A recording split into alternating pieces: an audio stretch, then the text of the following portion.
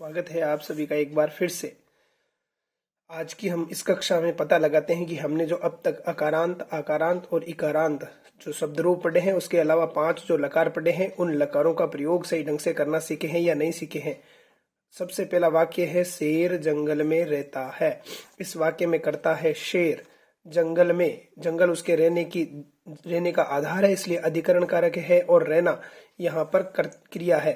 अब इसको बनाते हैं संस्कृत में। शेर के लिए सिंह शब्द चलते हैं और सिंह अकारांत पुल्लिंग रूप है। बालक के जैसे ये प्रथमा विभक्ति एक वचन में शेर को बनाएंगे कर्ता कारक होने के नाते, तो बनेगा सिंह। अब वन में, बालक शब्द की तरह ही वन शब्द को बनाएंगे। वन में सप्तमी विभक्ति हो जाएगी, बालक का बनेगा बालके, बालकयोः, बालकेषु। तो वन से बनाएंगे तो वन का बन जाएगा वने। अब रहने के लिए वश धातु, रहने वाला है शेर जो कि प्रथम पुरुष है और ये लट लकार है, इसलिए लट लकार वश धातु प्रथम पुरुष एक वचन, तो पट से पटती, इसलिए बन जाएगा वशती। सिंह वने वशती। इसी प्रकार दूसरा है भारत में लोग सभी धर्मों में निवास करते हैं, अर्थात भारत में सभी धर्मों के लोग निवास करते हैं। इस प्रकार से वाक्य है भारत में, तो वो उनके निवास करने का आधार है। भारत शब्द को सप्तमी विभक्ति एक वचन बालक की तरह बनाएंगे तो बन जाएगा भारते। यहाँ पर भारते रूप बनाना, हिंदी में यही लिखा गया वापस भारते। अब जब लोग इस वाक्य का करता है और निवास करते हैं, अर्थात लोग बहुवचन है, तो जन शब्द, जन से बनेगा लोग, जन का बहुवचन बनाएंगे जनः, जनऊ, जनाः।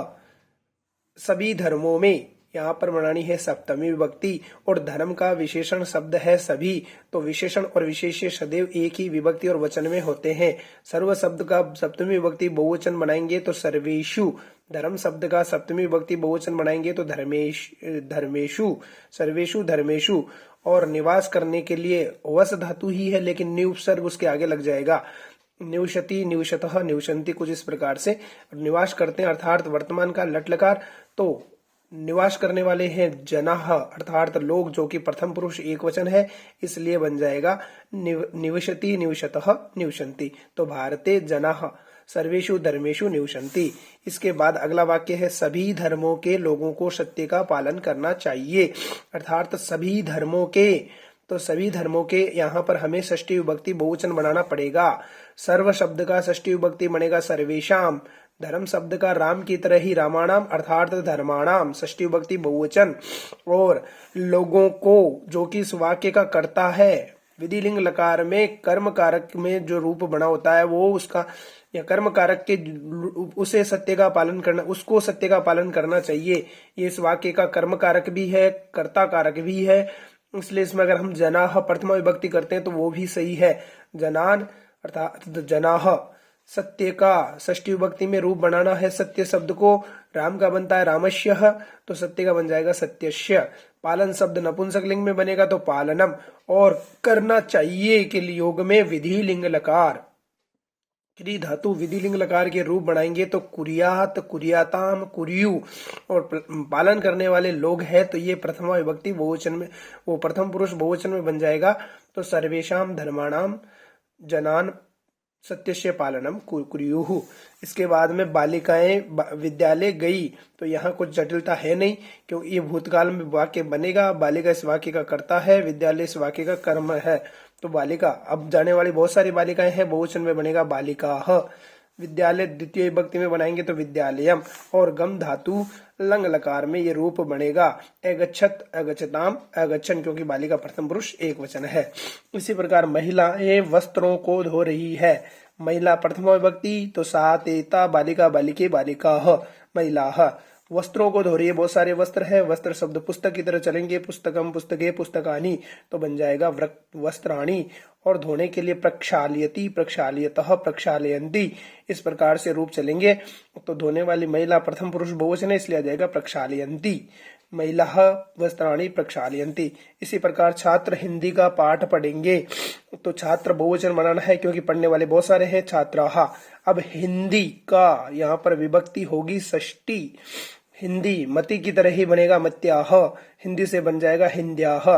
पाठ को, ये कर्म कारक है, पाठ पाठम, और पढ़ेंगे भविष्य काल है, छात्र प्रथम पुरुष बहुवचन है तो पठिष्यन्ति आ जाएगा, छात्राः हिन्द्याः पाठम पठिष्यन्ति। वह कवियों के लिए दूध लाता है। वह को कहते हैं स कविभ्य, क्योंकि चतुर्थी विभक्ति बहुवचन कवि शब्द से कविभ्य बन जाएगा। दूध को तो दुग्धम, और लाने के लिए आनयति, क्योंकि प्रथम पुरुष एक वचन है, ले जाने के लिए नि धातु है, लेकिन आ लगा देंगे आगे उपसर्ग तो बन जाएगा आनयति। स कविभ्य दुग्धम आनयति। राधा रमा और सीता इस वाक्य का कर्ता है वहां मत जाओ। राधा रमा सीताश्च, क्योंकि तीनों को एक साथ लिखा, सत्व विसर्ग संधि लिख करके और च और लगा देंगे बाद में, तो राधा रमा सीताश्च बहुवचन हो गया यहाँ पर।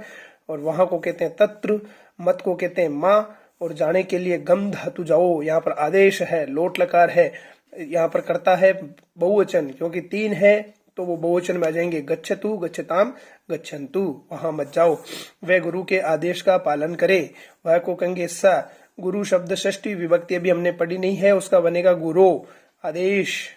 तो आदेश को पालन करे, वे गुरु के आदेश का पालन करेंगे तब तो होगा आदेशस्य। आदेशस्य बन जाएगा अगर ये आदेश लिखा हुआ है तो। वह गुरु के आदेश का, आदेशस्य पालयतु, क्योंकि लोट लकार है। कवियों की सभा में लोग थे। अब कवियों की तो षष्ठी विभक्ति बहुवचन रूप बनेगा कविनाम। सभा में, सभा बालिका के जैसे, और सप्तमी विभक्ति सभायाम, लोगों को कहेंगे जना, और थे के लिए भूतकाल अश धातु जिसके रूप बनते आशीत, आशताम, आसन। यहाँ पर लोग बहुवचन है इसलिए यहाँ पर आसन आ जाएगा। इस प्रकार से अन्य वाक्यों का भी आप पता लगाएं किस प्रकार से वो वाक्य बने हुए हैं। धन्यवाद।